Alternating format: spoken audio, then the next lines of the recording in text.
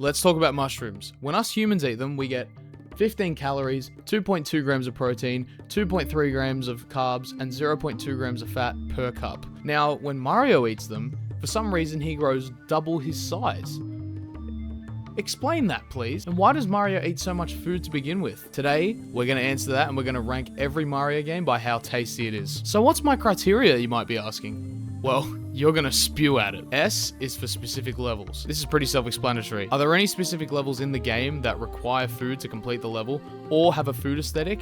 If they've got it, they get the points. Next is P, which is for power-ups and items. Can you eat the power-ups or items in the real world? I already gave an example with the mushroom, but there's more to come. Now this is where it gets kooky. The first E is for enemies. Can you cook these enemies in the real world? Or are they based on real-life animals? Or are they real-life animals? The second E is for environment, and we're not talking about the state of the world right now. Can you find anything in the game itself that is like an object or a platform that you can step on or whatever that you can eat? Like, for example, a mushroom as a platform. You see that pretty often in the Mario universe. You can probably eat that. It is a mushroom. And the last category is pretty self-explanatory. It's W for worlds. Do the worlds have a food aesthetic?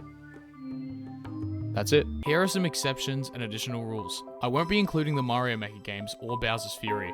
The Mario Maker games are very dependent on how you build the level points-wise, and Bowser's Fury, spoilers, doesn't have anything except for the Super Mushroom that is edible or food-related. If you look at the enemies list, you can understand why. Elements of the criteria that were introduced in that game will get the full points. However, repeated usage of power-ups and environmental aspects, as well as reskins of enemies in games, will be worth half the original point value. Finally, enemies based on animals that are illegal to import or eat in Australia or unsafe to consume for humans will not count.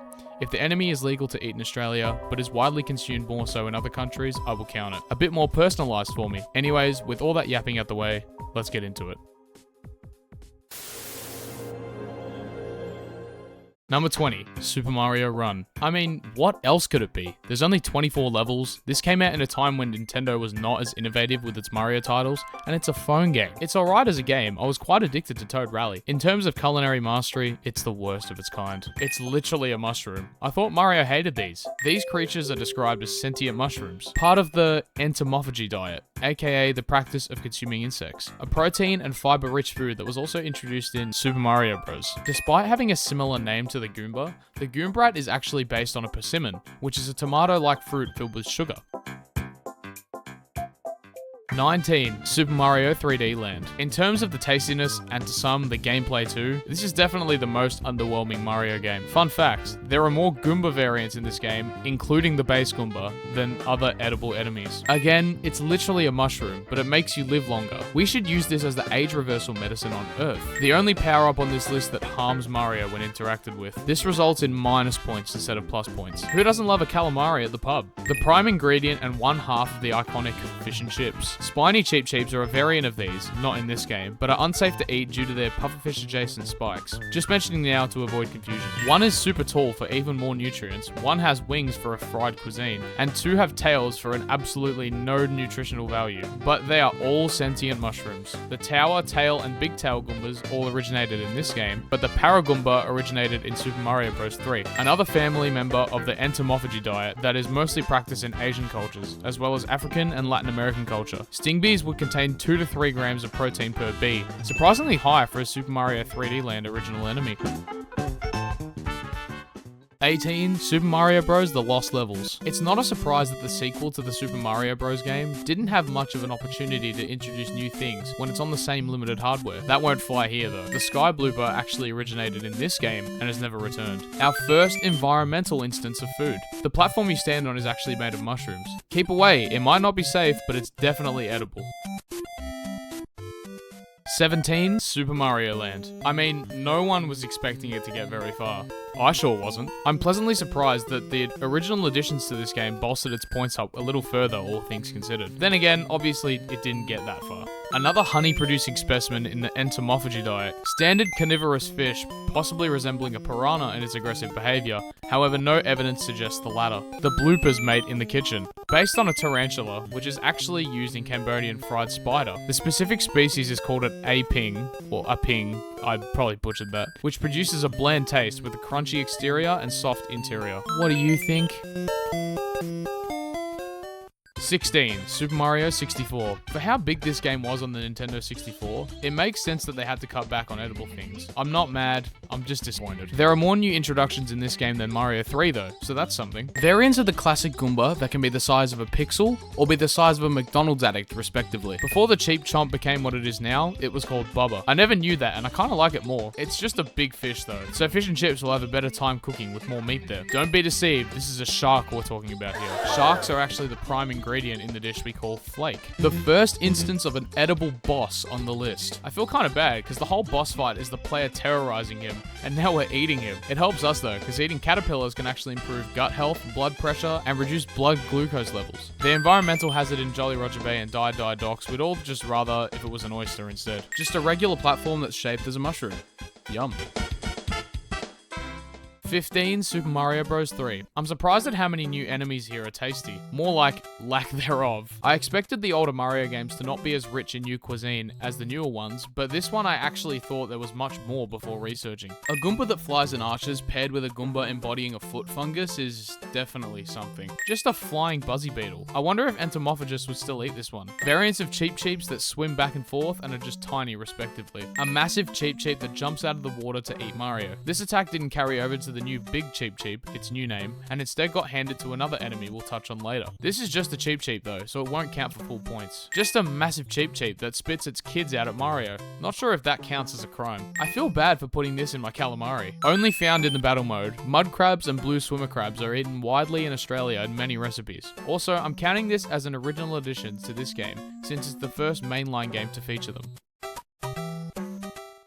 14. Super Mario Bros. 2. My rule set definitely helped this one a lot. Very unique additions that actually amount to more than half of them being fruit and vegetables. I think this is the only instance that happens. However, the technical limitations of the NES and the fact that this was a Doki Doki Panic reskin probably didn't warrant any more edible additions. Just a turnip, but you can throw that original addition in my mouth right now, please. All of these are what they say they are, and they all don't return again aside from their appearance in this game. One of the only instances where I can say that Mario lore itself has contributed to a point given on this list. In the original 1990s movie, they sell fried tweeter at a street vendor. Another crab, this time a boss, then when defeated can be cooked into a protein-rich meal, also providing significant minerals and B vitamins. An uncommon meat source sometimes found in niche farms that can be used as an alternative for red meat, while still providing lots of protein, iron, and B vitamins, as well as low fat.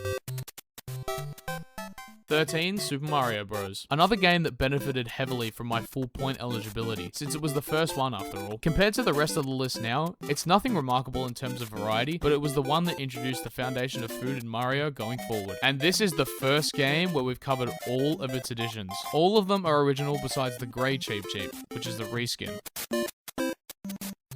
12. New Super Mario Bros. 2. Holy unoriginal, Batman. We've cracked the 20s and all we have is a mixture of different variants and reskins, with a whopping one original element. For a game released on the 3DS, this is disappointing. People probably got flavor fatigue just from looking at the game. I wouldn't be surprised if people also got it from running into the same flavors from these elements over and over again. That being said, there is a lot to eat. For how bland this game is, this mushroom has never reappeared in a mainline Mario since. I guess that's something unique about it. The tasty difference maker between 5'11 and 6 foot. The tasty difference maker between 6 foot and 5'11.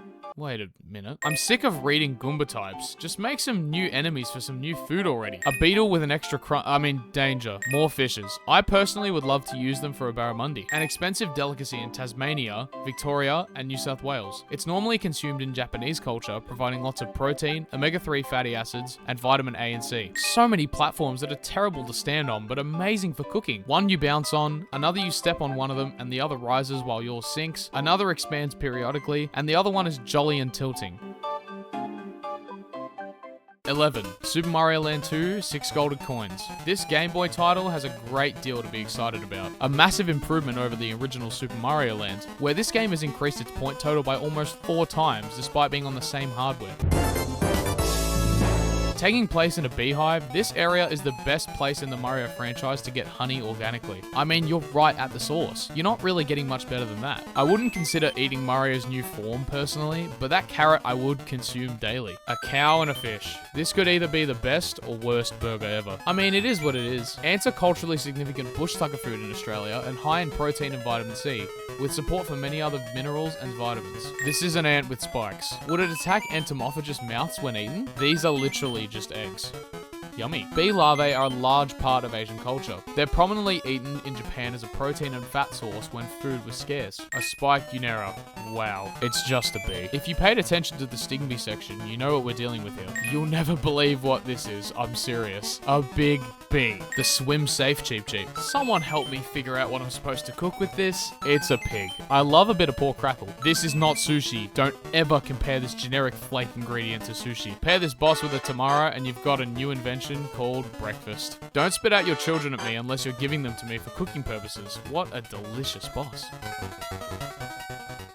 10. Super Mario World. This game gives us the first instance of a world being a part of its cuisine, which is strange because normally you wouldn't think about eating a world on its own. However, for this instance, Chocolate Island sounds quite delectable, along with the game's new dishes it has prepared. I mean, it's a berry. Eat it if you want, there's tons. The only difference is that these variants have not appeared since this game. They also have different effects, where the pink one produces a Yoshi cloud and the green one adds 20 seconds to the timer. You might think with a similar name that this is just another sentient mushroom. A Goomba is resemblant of a chestnut instead, and this would have been the new Goomba design provided they never changed the name. The para and flying variants are not the same either. Para Galoombas have parachutes and flying ones have wings. The opposite of swim safe. Similar to the scale lift, but they're mushrooms. The one you stand on sinks and the other rises.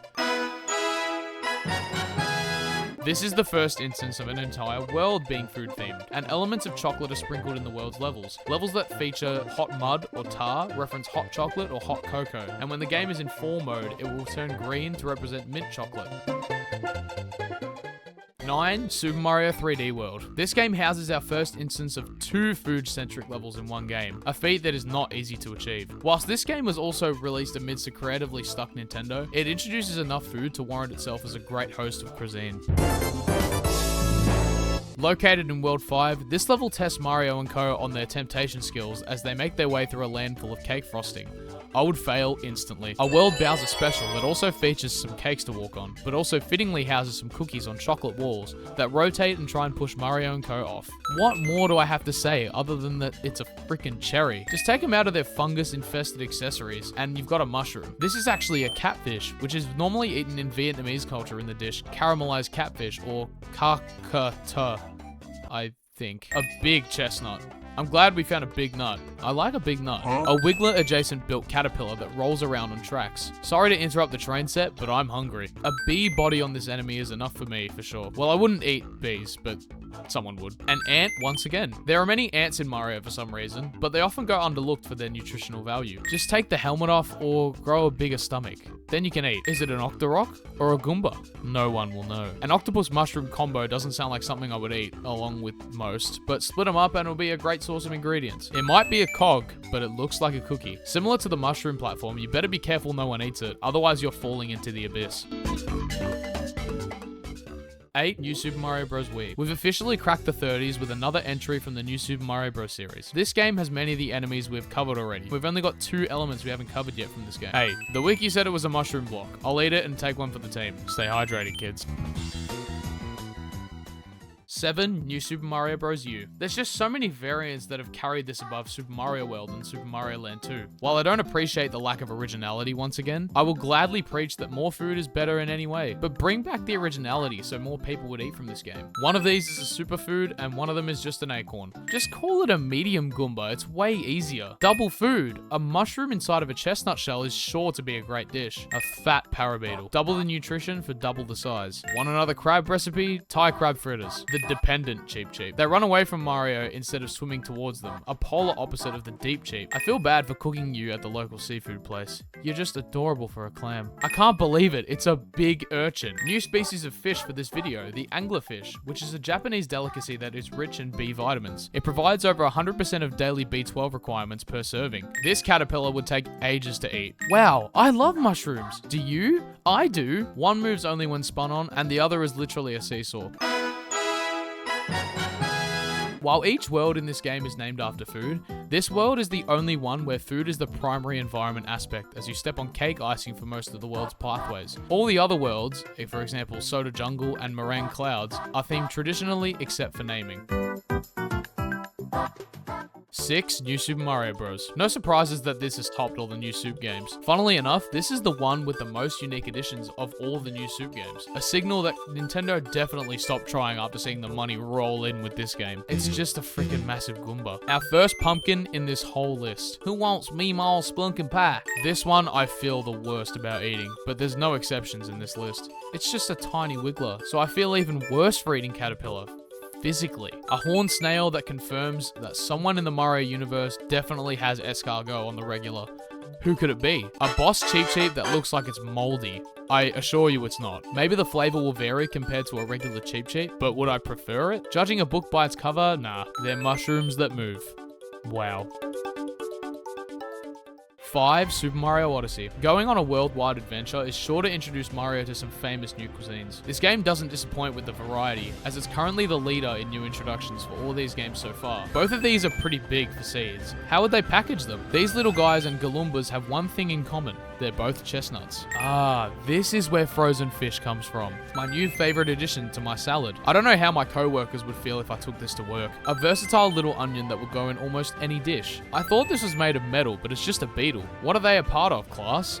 Entomophagy. Probably the most useful octopus in this whole list. Practically, and for some hydration and calamari. A tomato. Sauce, soup, salad. Just cool it down because it's as hot as lava. This little bird is actually a pheasant, which is a rare meat you can buy from markets and farms. Pheasant meat is high in protein, with it housing 24 to 32 grams of protein per 100 grams. Imagine the amount of seafood you could sell from this guy. Might start a seafood restaurant. All of these bosses are rabbits, which are great sources for lean, high protein meat. I'd never seen rabbit in the supermarket before, and that is still true, but it's just available at local butchers alongside pheasant meat. Wow, I did not remember how much this game loves octopi, but sure, if it means more food for Mario, then I don't care. Imagine the seafood with this guy as well. It comes pre-seasoned, so that's nice. Not a lot of preparation on my end. I just hope the big bird doesn't regurgitate this before I can eat it. It's in this game and nowhere else. Moving on. It turns like a real piece of corn on the cob, but I'm not sure how the dirty Mario boots plus lava plus corn combo would taste. This is the reason I even had this idea in the first place. The most food-rich world in all of mainline Mario. It has to be. Everyone's cooking everywhere, there's fruit and veg everywhere, the people are forks, a piece of meat is a capture. It's just heaven for a fatty like me and Mario. 4. Super Mario Bros. Wonder. At the start of the 40s is where we really see a great balance between reskins, repeats, and new additions to make a food offering that would attract so many people. Just one exception. There are no uncommon additions to the collection because this is the latest game.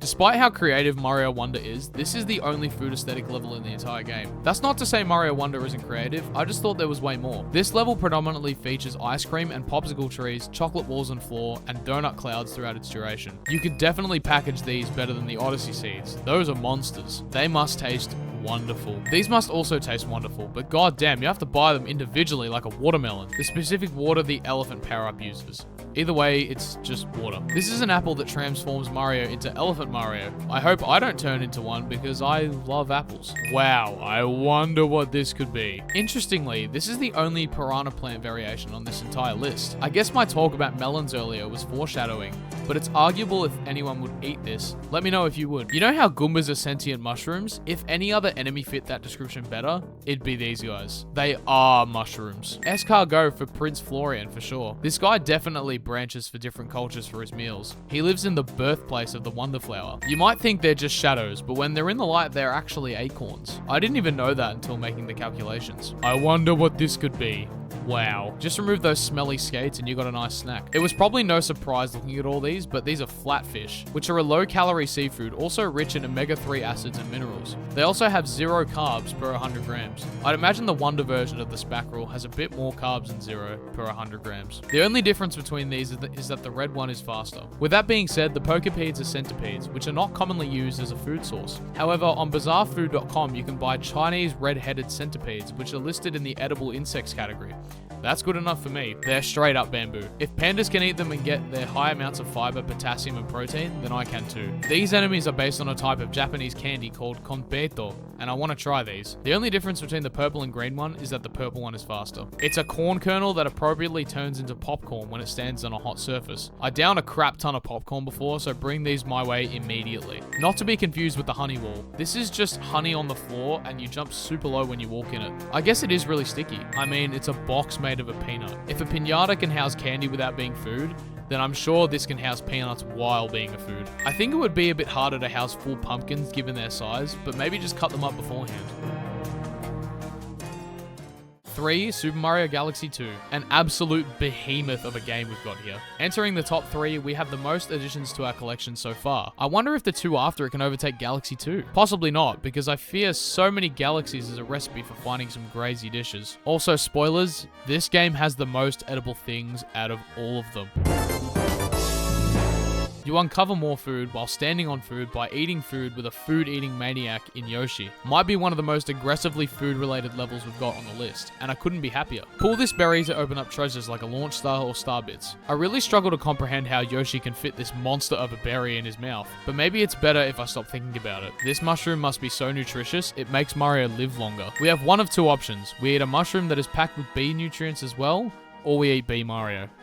I'll go with the former. These are all Yoshi fruits that make him spice intolerant, fat, and a substance user. This ain't just any big Paragoomba, it's a giant. A whole supermarket's mushrooms could be stocked from this guy. Mushroom and pumpkin combo? Could be for someone, but not me. Mushroom and beetle combo?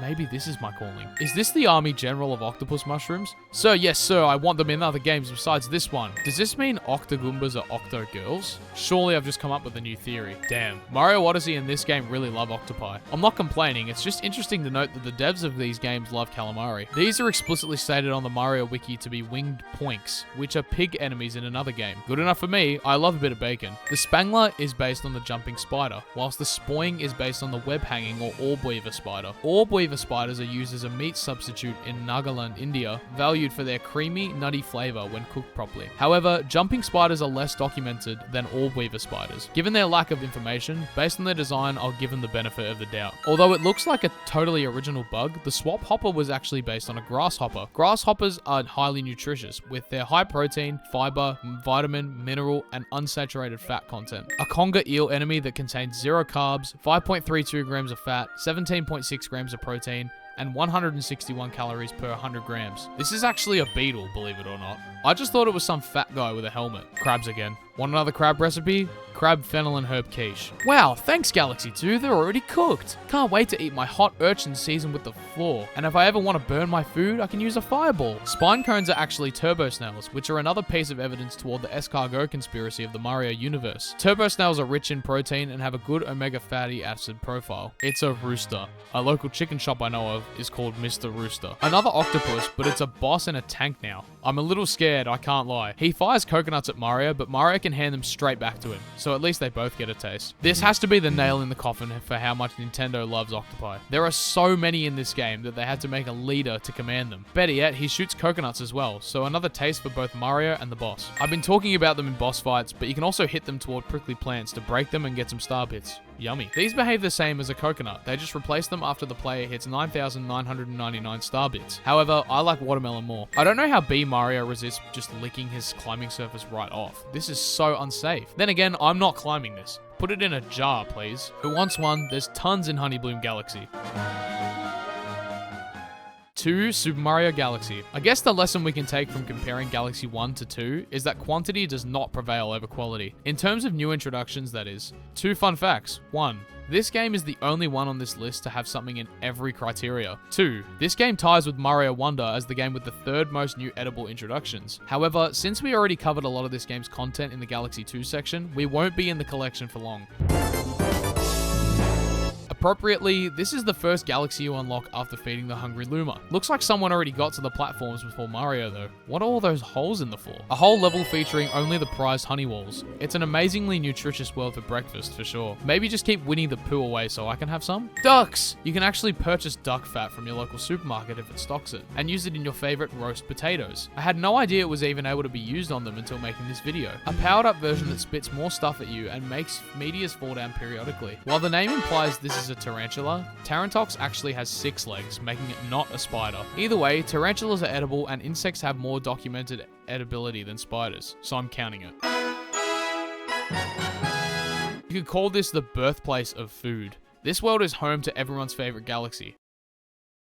Drip Drop Galaxy. When I was a kid, I always used to stand in front of the pizza oven in the kitchen because I thought it was a fireplace and pretended I was sitting by the fire. 1 is Super Mario Sunshine, the tropical, food-loving, beach-having, summer-encapsulating, and #1 tastiest game. Super Mario Sunshine takes the crown of this list. It's the only mainline Mario game to have more than 2 levels that either have a food aesthetic or require food to complete the levels. It's also the only game to have more fruits than power-ups. That probably warranted it at #1 anyway. Everyone's favorite level. Right? You have to bring the biggest watermelon to the cabana owner to get a shine sprite. If you didn't have that watermelon, you'd be screwed, even with the other watermelons in the level. The whole level you're eating fruit as Yoshi to try and make your way to a cage with a shine sprite. You have to eat durians and coconuts to activate the abilities needed with Yoshi to reach the cage, and you also have to kill an orange juice generator. That bit sucks, but I like the rest of it. I just like orange juice a lot. You can't access this level without eating the fruit growing on the tree at the spa and killing the orange juice blocking the course. Why don't all spas come with fruit trees? This is another level that is blocked off by Yoshi, but in a different way. You gotta make him orange by eating a papaya or pineapple and then put him on the Yoshi go-round. I wish life was that simple. Eat something and unlock, I don't know, $1 million bucks? I wonder what this does. All of these are fruits that change Yoshi's color and ability depending on what you eat. Papayas and pineapples turn him orange, which allows Yoshi to make platforms by spraying enemies. Bananas, and coconuts, but they already got talked about, turn him pink, and the platforms created ascend vertically. Durians and peppers turn him purple, and the platforms travel horizontally. I mean, it's technically a different bee, but it's just a bee. It's just a chicken. Wow, just a bee and a chicken right next to each other is crazy. Floating circular pigs. Am I hallucinating, or is this just what they are? Whoa, whoa, whoa. Keep your squid tentacles in the water and stay away from me, unless you're offering to be in my next recipe. Dangerous cheeps that latch onto Mario and pull him deeper underwater and swim in the Corona Mountain lava, respectively. I'm a bit scared to go and catch these. Might be the most disgusting blooper I've ever seen. Nonetheless, it's still edible and I'm a bit sad that it is. Just look at that mouth. You want to eat that? No! It's juice. How could juice ever be harmful? I'm disappointed. I think I know what this block signifies. Minecraft copied Super Mario Sunshine. I am disgraced, my childhood's ruined, and I'm done here. So does anyone want to have a guess why I didn't put the bats in the list? I'm sure you know why. But thank you so much again for watching this video. I'm extremely grateful for all of the support that you guys have shown on the last video. I know that it's not 1 million views, but either if it's 1 million views or 1 view, I really don't care. I love doing this, and I'm really grateful that you guys support it. And I'm only just getting started, so if you guys want to see more, let me know in the comments what you guys want to see from me, if I can improve at all. If you like this video, make sure to hit a like and subscribe. I think that's all for now, so until next time, thank you so much. Bye.